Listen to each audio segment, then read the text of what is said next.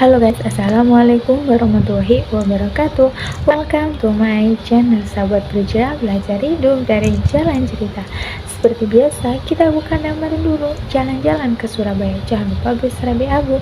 Jumpa lagi dengan Ana Dalika. Terima kasih sudah mampir di channel aku. Kali ini kita akan bahas mengenai Kesultanan Goa Talo. Ya, kita tahu bahwa sebelum Indonesia merdeka, Indonesia itu terdiri dari beberapa kerajaan maupun kesultanan.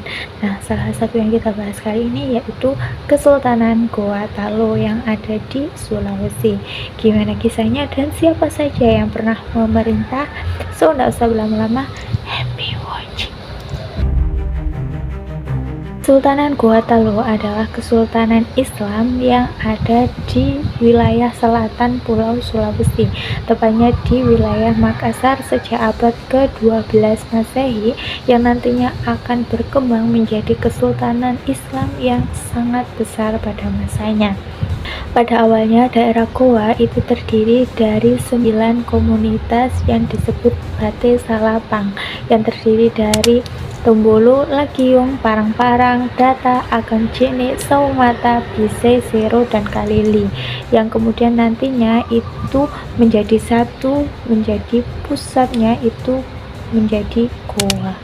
Dari situ Goa pun kemudian berkembang dan baik dengan cara damai maupun paksaan.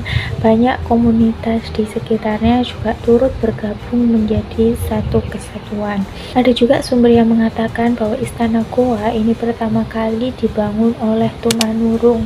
Namun ada 2 orang yang mendahului Tumanurung sebelumnya, yaitu Batara Guru dan juga saudara. Rakyat dari kerajaan ini adalah yang berada di wilayah selatan Pulau Sulawesi dan juga pesisir baratnya Sulawesi. Nah, kemudian sekarang istana tersebut itu berada di bawah Kabupaten Goa dan juga beserta bagian daerah sekitarnya. Di situ kerajaan Goa ini menjadi besar, bahkan terutama dalam sektor pertaniannya. Bahkan pada abad ke-14-nya, kerajaan Goa menjadi kerajaan yang permintaan berasnya itu sangat luar biasa. Tak hanya berhasil dalam sektor pertanian saja dan juga kebiasaan ladang mereka, tetapi hutan-hutan di sana itu mulailah itu dijadikan pemukiman dan juga ladang agraris mereka. Karena majunya kerajaan Goa, perebutan tahta pun kerap terjadi pada kerajaan ini. Jadi Sultan ke-6 dari kerajaan ini, yaitu Tunakalobi, itu menikah dengan putri Goa dan akhirnya memiliki anak yang disebut atau bergelar Batara Goa. Namun kemudian pada akhir ke-15, Batara Goa ini berhasil mengalahkan Karaeng Loerisero. Nah, dari pertempuran itu Karaeng Loerisero pun tidak bisa menerima lah itu. Akhirnya dia pun menuju lah itu ke muara Sungai Talo dan mendirikan negeri baru di sana. Negeri inilah yang kemudian nantinya disebut dengan Talo dan berkembang menjadi negara maritim berbasis niaga. Putra Batara Goa yang bernama Karaeng Tumaparisikalona yang berkuasa dari tahun 1511 sampai 1546 ini menyeranglah itu daerah pesisir Garasi dan menyerang setidaknya 13 suku Makassar lainnya. Pada sekitar tahun 1530 sampai 1540-an, kerajaan Goa berhasil memenangkan perang dengan kerajaan Talo dan juga sekitar sekutu-sekutunya. Dari situ kerajaan Goa pun semakinlah itu dominan dan dianggap sebagai saudara tua dari kerajaan Talo. Semboyan dari Tumaparisikalona adalah mengembangkan birokrasi kerajaan dengan menunjuk Daeng Pamate itu sebagai Syah Bandar pertama kerajaan tersebut. Penyusunan catatan sejarah dan juga hukum tertulis itu dimulai pertama kali pada masa pemerintahannya. Selain itu pada masa Tumaparisikalona ini juga lah benteng Somba Opu didirikan, sebuah benteng yang pertama kali dibangun oleh kerajaan Goa. Penguasa kerajaan Goa selanjutnya adalah Karaeng Tuni Palangga yang memerintah dari tahun 1546 sampai 1565. Disinilah kerajaan Goa memperluas pengaruh kerajaannya melalui agresi militer dan juga inovasi teknologi serta persenjataan dan juga pertahanan kerajaan Goa. Bahkan dalam masa pemerintahan Tuni Palangga ini, itu kerajaan Goa itu memperluas wilayahnya bahkan sampai ke wilayah Sulawesi Tengah. Di sini Sumbaya Tuni Palangga itu juga menerima orang-orang Melayu dan juga Nusantara Barat untuk datang ke negerinya untuk bermukim, berniaga, serta bersosialisasi dengan orang-orang yang ada di sana. Para pedagang itulah yang nantinya itu juga berkontribusi dalam reformasi ekonomi kerajaan Goa. Dari situ perekonomian dari kerajaan Goa pun semakinlah itu meningkat, dan pada masa ini juga lah tercipta birokrasi kerajaan yang menciptakan orang dalam itu berperan sebagai urusan non-dagang, sedangkan para pengrajin itu bertugas juga untuk mengawasi pekerjaan. Kerajaan Goa pun bersama dengan kerajaan Talum mencapai puncak kejayaannya pada tahun 1511 sampai 1669, di mana pada masa-masa tersebut mereka ini mengembangkan hegemoni militer mereka dan juga perdagangan di wilayah timurnya, khususnya Nusantara. Selain itu, mereka juga mulai memperluas perdagangan mereka sampai ke hampir seluruh wilayah bagiannya Sulawesi, beberapa wilayah Maluku, pesisir bagian timurnya Pulau Kalimantan, hingga ke wilayah utara. Dari sinilah kerajaan Goa kemudian berevolusi menjadi kerajaan Islam atau Kesultanan Islam pada masa itu, setelah dakwah dari Datuk Ribandang, Datuk Katimah, dan juga Datuk Ditiro. Dan pada tahun 1605 Sultan Alauddin dan keluarganya pun memeluk Islam. Berbagai inovasi dilakukanlah itu oleh Kesultanan Maritim tersebut, mulai dari inovasi pemerintahan, ekonomi, bahkan militer. Tak hanya itu saja, perubahan budaya yang drastis juga dialami oleh kesultanan tersebut, dan secara resmi Kesultanan Goa Talur resmi menjadi kerajaan Islam atau kesultanan itu pada awal 1607-nya. Awalnya raja kerajaan ini belum beragama Islam, hanya Karaeng Mentuaya atau Sultan Alauddin saja yang memeluk Islam. Dan kemudian dalam sistem pemerintahannya ini, Sultan Alauddin kemudian membagi pemerintahannya menggunakan sistem pembagian kekuasaan, di mana raja itu dipilih dari garis keturunan kerajaan Goa, sedangkan perdana menterinya itu diambil dari garis keturunan kerajaan Talu. Kesepakatan itulah yang disebut sebagai dua raja dalam satu rakyat pada tahun 1565,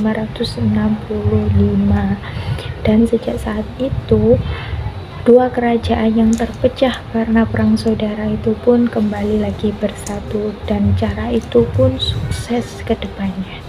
Kerajaan Goa Talur pun menjadi kerajaan maritim yang sangat besar, maju, dan juga pelayaran yang sangat berkembang, bahkan paling besar di wilayah Nusantara bagian timur. Kesuksesan dari kerajaan Goa Talur tentu juga dari beberapa faktor, mulai dari letak strategisnya, kemudian pada masa itu peran Jawa itu juga mengalami kemunduran, wilayah Malaka juga jatuh ke tangan Portugis, hingga itu menguntungkan wilayah dari kerajaan Goa Talur tersebut yang pelayarannya ini semakin berkembang sukses.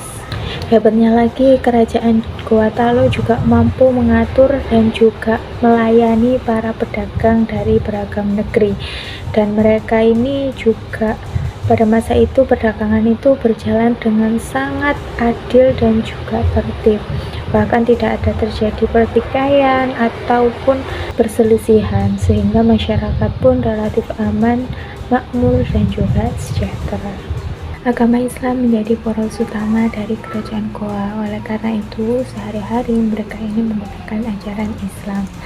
Tak hanya itu saja, ajaran Sufi juga berkembang ketika Syekh Yitsul Makassari ini berkunjung ke Goa.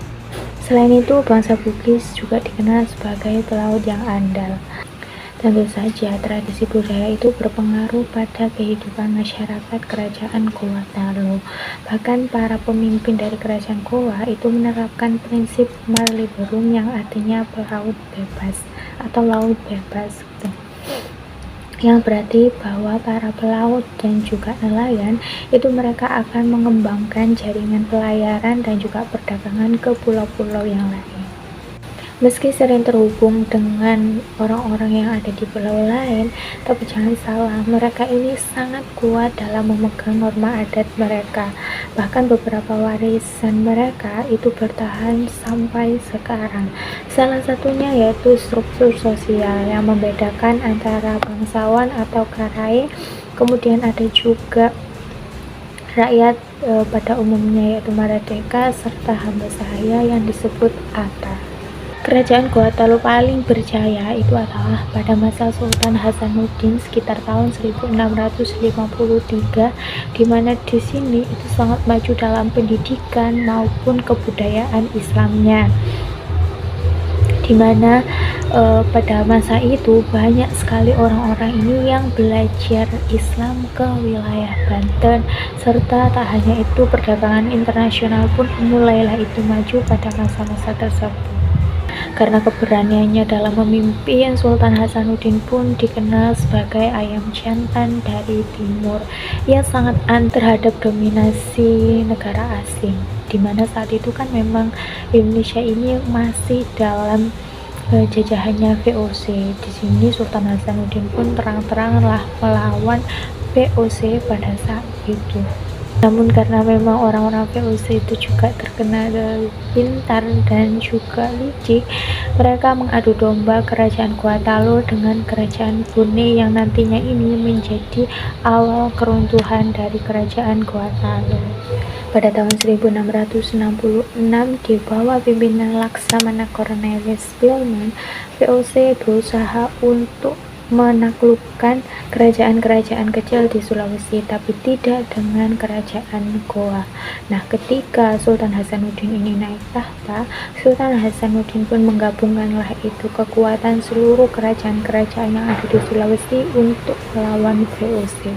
Dari sinilah kemudian tercetuslah Perang Makassar yang terjadi pada tahun 1666 hingga 1669. Sebuah peperangan yang terjadi antara kerajaan Goa Talo yang disebut juga sebagai kerajaan Makassar dan juga VOC yang saat itu bersekutu dengan kerajaan Bone.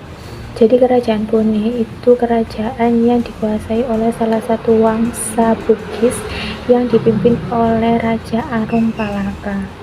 Perang Makassar sebenarnya bukanlah perang antar suku, karena di pihaknya Sultan Hasanuddin itu juga ada dari kalangan Bugis, sedangkan di kalangan kerajaan Bone itu juga ada dari kalangan Makassar. Sejatinya mereka ini sebenarnya adalah menyerang VOC. Peperangan pun terjadilah itu pada abad ke-17 yang merupakan perang yang paling besar melawan VOC yang ada di Pulau Sulawesi tersebut.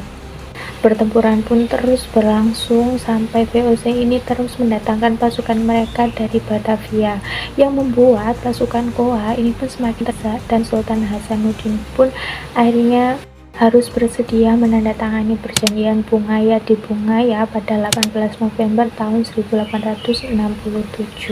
Namun di sini Goa itu merasa dirugikan, sehingga Sultan Hasanuddin pun melakukanlah itu perlawanan kembali.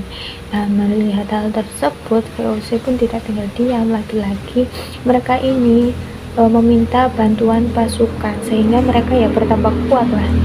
Pertempuran pun semakin sengit dan terjadi di berbagai tempat. VOC bahkan berhasil menerobos benteng terkuat dari kerajaan Gowa, yaitu benteng Somba Opu, pada 12 Juni tahun 1669.